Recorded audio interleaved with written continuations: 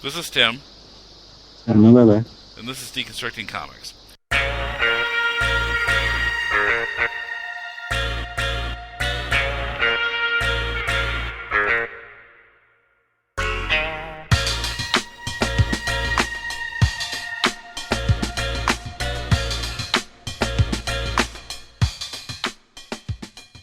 Welcome to Deconstructing Comics, sponsored by ComicsNow.com. I'm on with Mulele again on Skype, and back at the beginning of January, Mulele and I did what I called the meta episode, where we were talking about this podcast itself, and it's having gone on for 3 years, and how we could evolve it some more, and I asked for comments from listeners.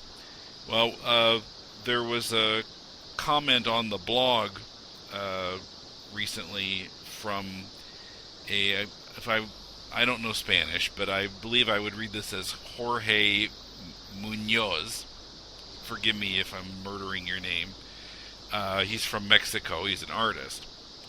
He says, I'm a fan of the show, found you via Podcast Alley, started listening since around episode 60 or 70. I'm roughly estimating that must have been early 2007, before Brandon left. Yeah. And Mulele was at that point coming in sometimes, but mostly not. You were back from LA, I believe. Right.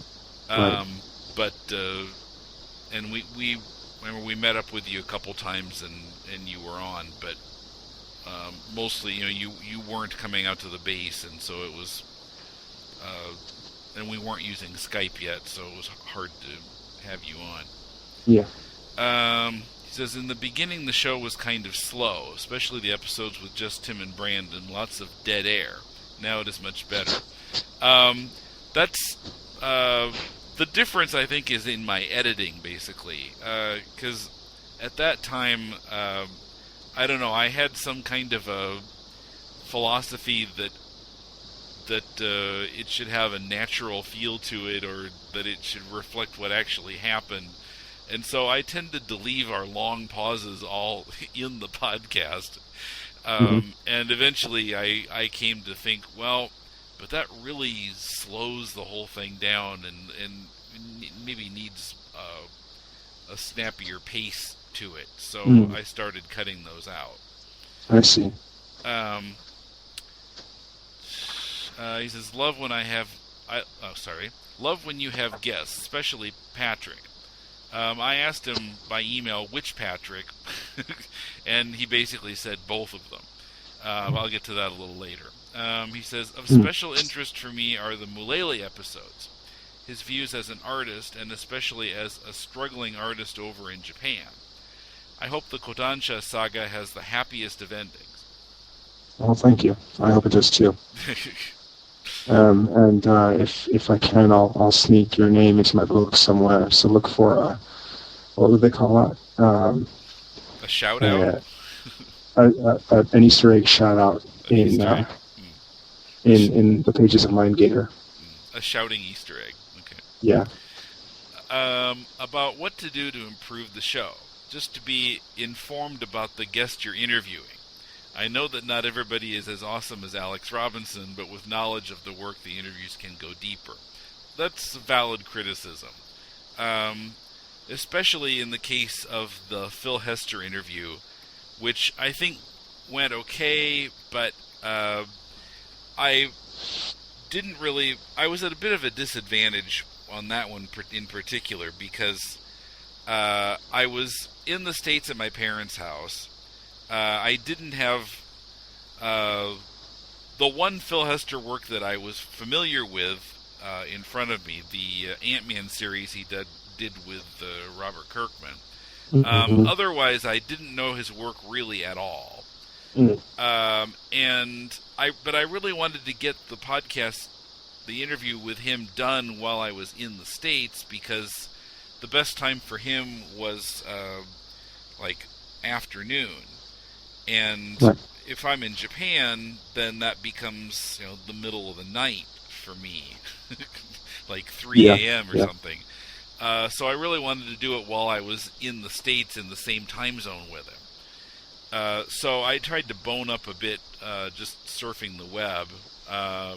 But we didn't really talk much at all about individual works that he'd done because I couldn't intelligently ask him any questions about them. So we just sort of talked about artist issues in general or comics issues in general. But yeah, I mean, with more research, it obviously would have been better. But okay, Jorge goes on. Since January, I'm doing a webcomic with my pal Josh Hetchinger. I hope I'm pronouncing that right. Comic Book Tattoo, apparently, is something else that Josh has done. Their comic is called Yon Kuma, and he gives the URL yonkuma.com, YONKUMA. We just started, but any feedback is appreciated, even if it's via email and not on the show. That's fine with me. Well, we always want content, so so I thought we'd talk about it on the show. Now, he hooked me up with a PDF of the entire first issue, but as we're recording this, only the first 5 pages are posted on yonkuma.com. Because apparently, even though they've sort of done it as an issue, they're also doing it as a webcomic with, I think, just a page a week. So, well, actually, if I look at this, no, it looks like it's more like 3 pages a week. Sorry about that. So, well, 3 pages a week. By the time this podcast goes out, this will be up to like page 10 or something. Yeah, at least. So I think we don't need to worry too much about spoilers. Okay. Now we've both read through this entire first issue, and basically it's about wrestling with bears. Yeah. And very manga influenced. I basically liked it, and I'll go into that more once I get my one complaint out of the way, and this is kind of a nitpick. Okay. If you're going to title your comic in a foreign language, maybe you need to be a little more fluent in it. Because when I first saw Yon Kuma, I didn't recognize it as Japanese. And I was about to write to Jorge and say, hey, did you know that in Japanese, Kuma means bear? And then I looked at the comic and I thought, oh, okay, he knows that, and this is supposed to be Japanese. The problem is, Yon means 4 and Kuma means bear, but in Japanese, to say 4 bears, you would say, like, Yotsu no Kuma, or Yonbiki no Kuma, not just Yon Kuma. I was going to go with Yotsuguma. Yotsuguma? Okay, yeah. That's another way you could say it. But, conjugation is a must. Yes, conjugation.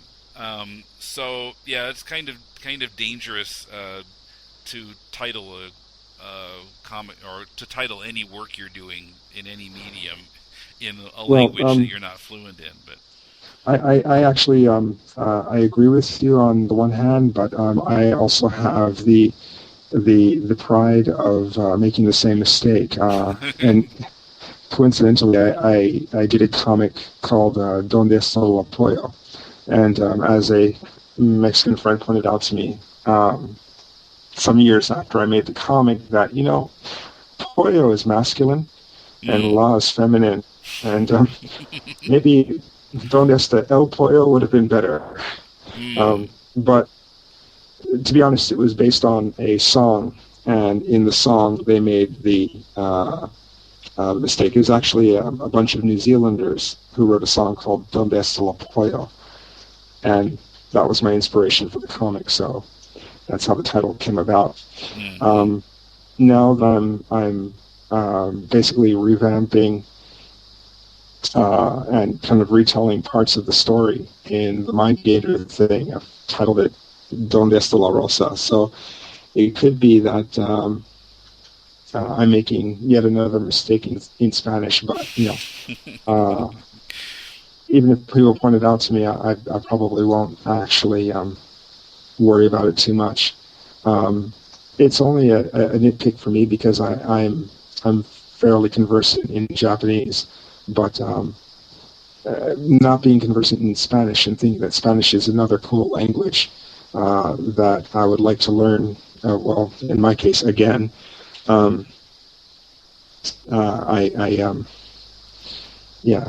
forgive him. Well, Jorge's Mexican, so maybe he can help you and you can help him.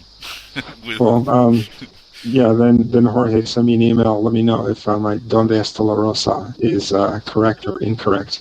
So, but aside from the title, I really didn't have any complaints about this. I mean, it's wrestling, so there's action in it, and I thought the movement was communicated very well. It feels really fluid, and nice panel layouts, nice variations in the sizes and shapes and arrangements of the panels.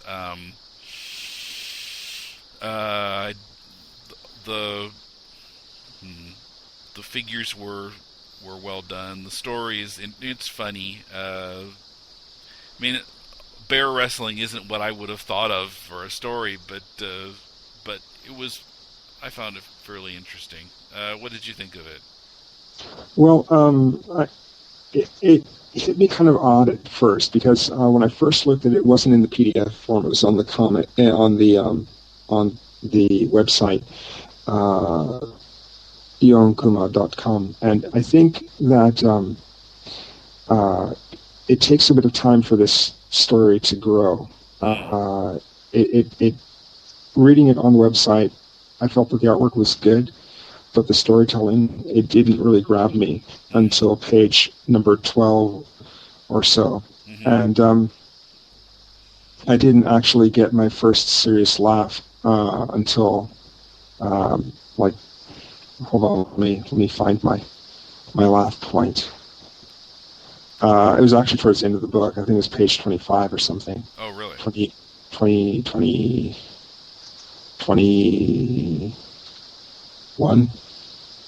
Wow. Yeah. So anyway, 21, where she counts 2.5. I thought that was good. But basically, on the website, this kind of comic book, which takes its time in its pacing, mm-hmm. and is not necessarily a gag a panel, but at least a gag a page. Mm-hmm. Some gags are better than others, but it's not like they're going for an ultimate funny every. Mm-hmm. They're not really pushing it. They're kind of going for a couple of sight gags, a couple of people are a lot stupider than they should be kind of gags. And I actually enjoy all of that stuff, but as a I guess this is 24 pages. As a 24-page comic, it worked for me as one entire story, but coming back every week, it seemed to suffer a little bit in the breakup.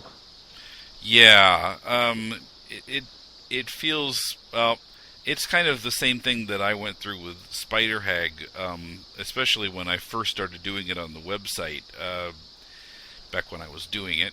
Mm-hmm. But eventually I started tailoring it a little bit more to a web format when I, doing it 1 or 2 pages a week, and trying to have each page end in a kind of a good place where you don't feel like you're kind of hanging in the middle of something. Maybe trying to have a joke in the last panel of the page. This, I agree, it worked better reading the whole PDF straight through. The whole issue, because it really feels designed to read that way rather than a page a day or a page every other day or whatever it is. Yeah. So I don't know exactly what the plan is for this book or how they want to share it or package it later. On the web, getting out as much as you can at one time it's a little anti-intuitive. I don't know if that'll actually work for them, but as a reader, I would like to see the entire issue rather than a piece at a time. But that's a decision that the creators have to make, because I mean, obviously they put a lot of work into this, and it shows. It is really well done. Some of the things that I absolutely loved, the character design, I like quite a bit. Actually, I shouldn't say the character design as much as the style of the comic. I love the characters, the way they look, the way they move. The way the bear looks is good. I like the red on red, on black on white. All of that is good. Mm-hmm. Yeah. I like the painterly effects that they did with Photoshop, or maybe it was Painter. I'm not sure. The point that I would have to pick out as needing work is, in the beginning there were some issues with camera placement, and also a little bit with contrast. So on the first page, everything works. Second page is the splash page. We see the bear, but we barely see the boy. We see his feet and kind of his hair, but but it didn't really notice him until you just mentioned it now. Yeah, and so when they get to the line of "Holy crap, that's a dwarf's wrestling a bear," be careful for typos, but that's when I was kind of like, okay, wait, where's the dwarf? And then I had to go back and forth a couple of times to kind of get the flow. But once you're in it and you kind of know, okay, that's the boy's wrestling the bear, and there's the girl, the lovely ranger referee, Rochelle Roundtree. Once we get to that, and the geyser goes up, I think from about that point on, from after the geyser sends them flying, I think that was the last problem that I had with the camera work. Everything else just kind of worked. So there's obviously a bit of getting into the groove of it as you start a project, and I think they hit their groove on page 8, and after that it was good. The humor and something about, maybe it's the pacing. In some places, it reminded me of Scott Pilgrim. Have you read any of the Scott Pilgrim books? What did he do? Well, no, Scott Pilgrim is the name of the series, created by Brian Lee O'Malley. It's Scott Pilgrim. I guess you're not familiar with it. Brandon and I talked about it on the podcast once. Scott Pilgrim it's maybe kind of manga influenced, but maybe less so than Yon Kuma is.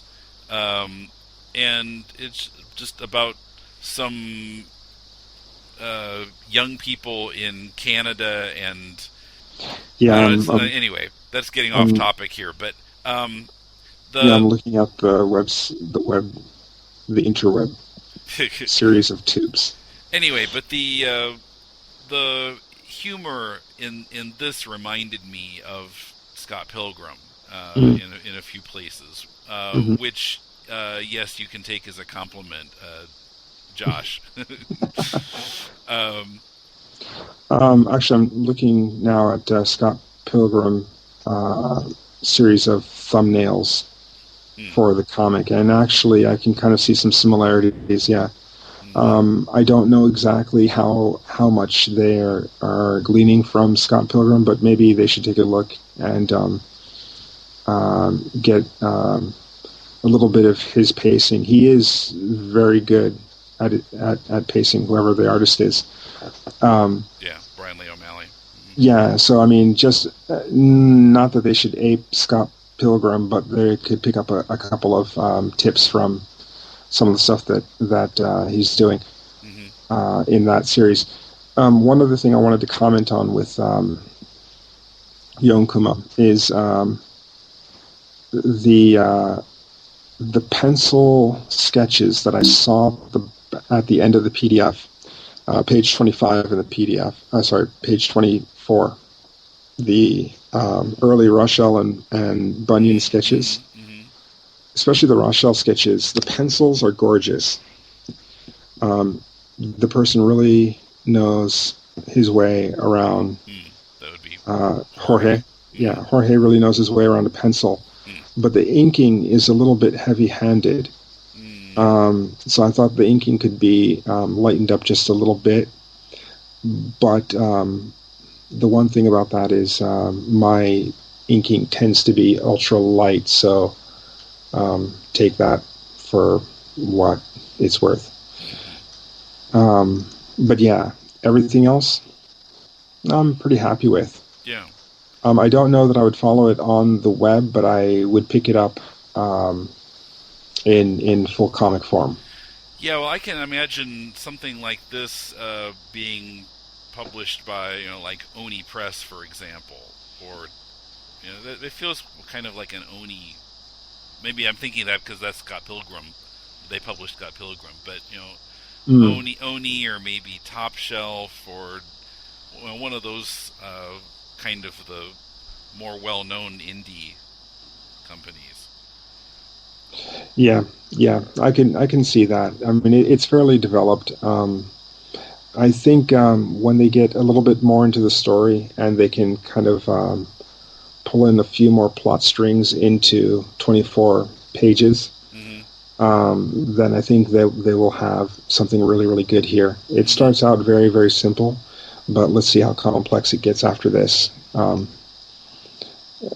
Because I mean, I would like to see maybe one or two subplots thrown in, just to kind of give the mind to something to bat around as you're going through the book.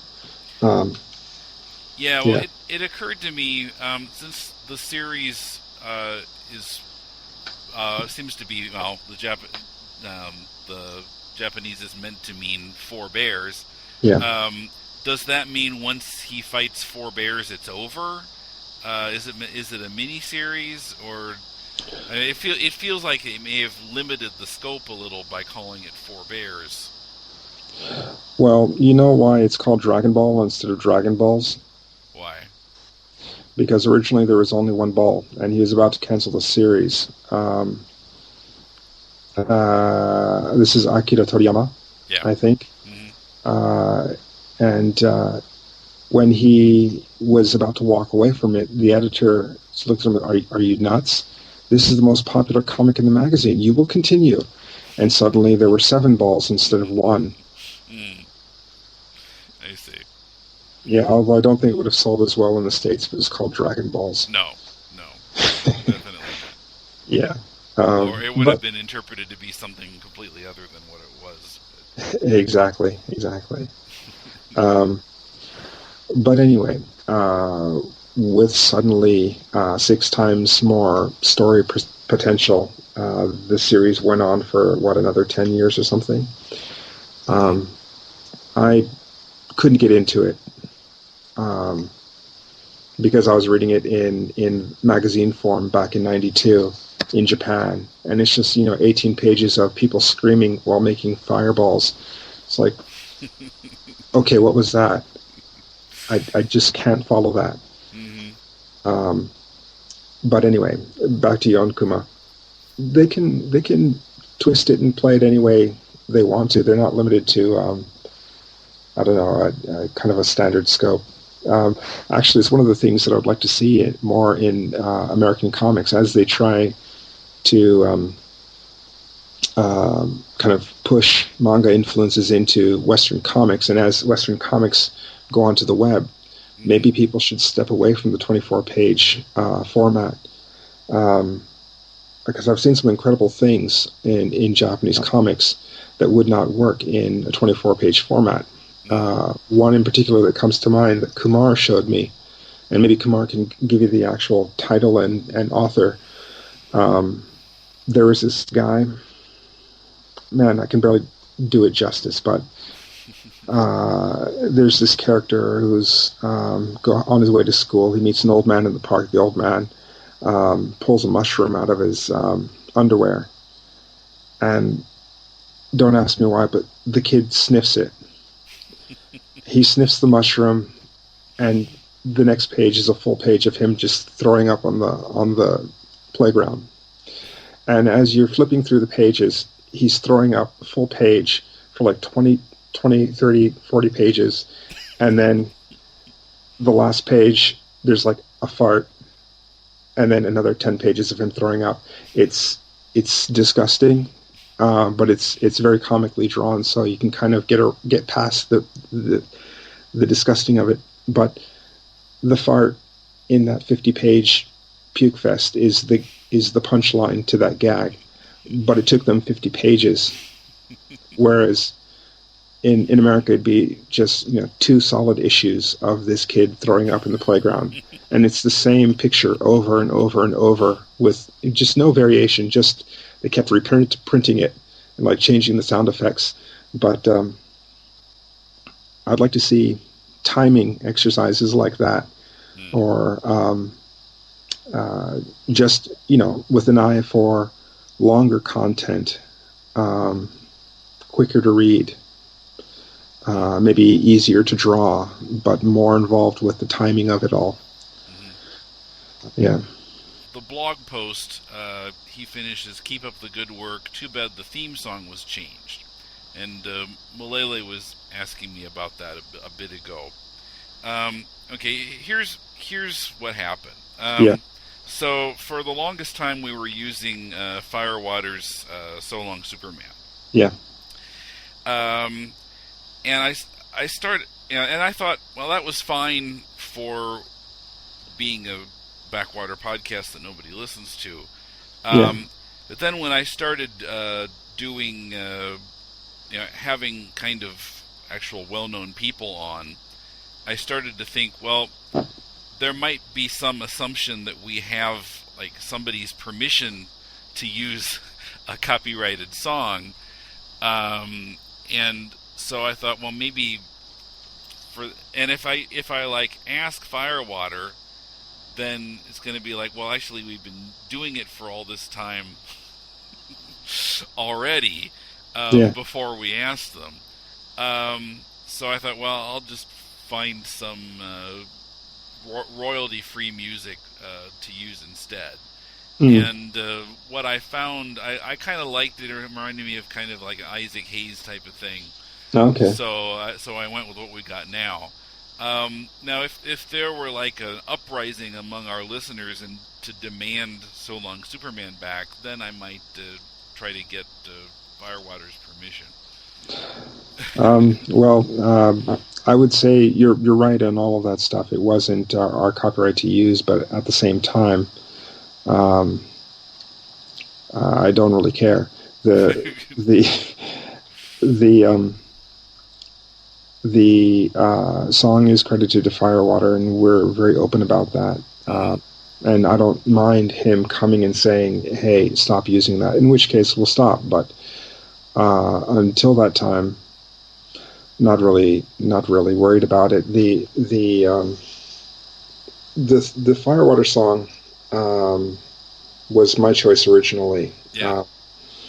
And I was surprised that when you took over the editing of the show that you continued with it, but that kind of being the theme song, to hear it gone was kind of sad. And to have it replaced with something that sounds copyright free, it wasn't replaced with something as punchy or relevant. Of course, with words like Superman and Lou Ferrigno in a song, in a love song, I guess, an angst-ridden love song. Is that what it is? I took it as some kind of a slam on Christopher Reeve. I don't know. Well, I think it's the line of "better look for kryptonite before you try to break her heart." Yeah, it's a love song, but only the way Firewater can do it. Yeah, I would love to see Firewater's So Long Superman back as the theme, but that's just because I like that much more than the new theme song. But Well, yeah, I guess the reason I kept it for as long as I did, after you left, well, yeah, when you went to L.A., then I found it on eMusic, and started, continued to use it, and I thought, it's, yeah, like you said, punchy and relevant, mm, and yeah, it has a lot of energy to it, and makes the podcast seem really exciting. um, but yeah, so. Well, I don't know. Maybe I'll try to drop him a line and get actual permission. yeah, I don't know exactly his email, but I can at least point you in the direction of his blog. When I was in LA, he was teaching English in Thailand. So Firewater is a guy rather than a Yeah. band. Well, it's this is the lead singer from Cop Shoot Cop, a band that I used to listen to back in the early '90s. So I still listen to them. They're still good, but the lead singer split, and the lead singer is Todd Ashley, often called Todd A for some reason. But he shows up here and there, everywhere. But right around the time Bush got in his second term, the drummer of Firewater died, Ooh. and I think it hit Todd A kind of hard. So he just said, "Fuck it, I'm leaving," and took off for the Middle East with the line, "We're bombing the hell out of them. We should learn something about those we are fighting, rather than just bomb blindly, I guess." But he went and recorded music in the Middle East, and he just released a new album with his experiences. With one really nice shout out to George W. Bush called "Hey Clown." But anyway, that stuff aside, he seems fairly accessible. That could be just my imagination, but drop him a line, he may in fact say sure, or he may say no, in fact I'm going to sue you because you've been using it. I doubt it. Okay. Yeah. Well, I mean, he can sue me for all the profits I've made off of the podcast. Yeah. Or would that be comic books from Comics from Now, our sponsor? Yes. Yeah. I'll send them all the comics I finished reading, or Yeah. some of them, a percentage of them. Yeah, that's totally good. All right, then I guess yeah. Is there any more from Jorge? Well, like I said, I asked him to clarify which Patrick, because he said, I love when you have guests, especially Patrick. Yeah. So I wrote to him and asked about that. He said, I enjoy both Patricks. For one part, I really enjoy the roundtables with Patrick G. He has some really insightful knowledge, and it's a good counterweight to Mulele. Oh, wait a minute. That sounds like a slight. I don't think he means it that way, because he was saying he was really interested in your contribution also, in your situation in Tokyo. And I think he just means that when you're both on the podcast, that it's always been interesting discussion and good rapport between you, and I'm just kind of moderating it. Anyway, then he says, on the other hand, I really enjoy the geek outs with Patrick W. A couple times now, Patrick W. and I have just been, done a podcast where we talk about Marvel stuff. Yeah. And then he says also the analysis episodes, like the Howard the Duck one, that was with Kumar. Howard the Duck, the comic or the movie? The comic. Actually, yeah, the movie never even came up in that episode. Probably, fortunately. No, we read the Essential Howard the Duck. Okay. It's like all of Gerber's Howard the Duck work before he got fired. But yeah, the movie was terrible. The less said about the Howard the Duck movie, the better.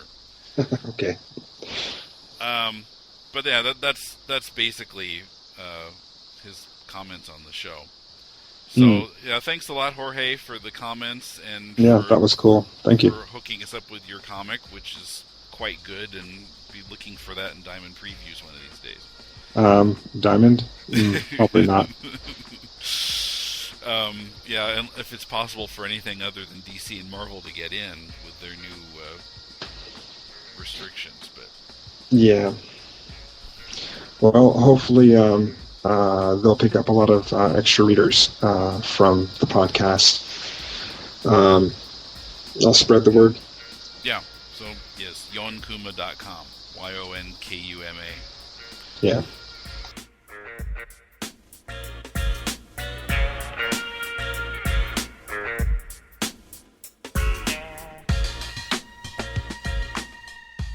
Subscribe to all your favorite series from Comics Now and get 35% off the cover price and off of any other books you order.